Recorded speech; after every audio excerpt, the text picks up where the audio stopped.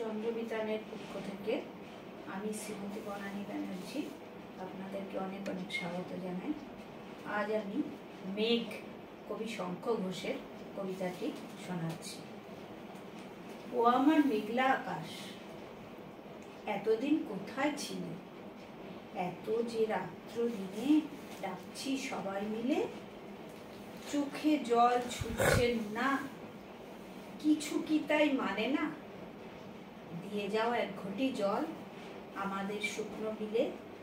এতদিন কোথায় ছিলে? ও আমার মেঘলা আকাশ, তুমি কি সেই মেঘলা? ঝরাতে সেই পদ্মায় জল, ভরাতে যেই মেঘনা, সেই ধারা কোথায় গেল? তুমি কি অন্ধ হলে? আমাদের ত্যাগ করেছো আমরা মন্দ হলে। ভালো আর হই কি করে দু ফোঁটা জল না পেলে? ও আমার মেঘলা আকাশ, এতদিন কোথায় ছিলে? নমস্কার।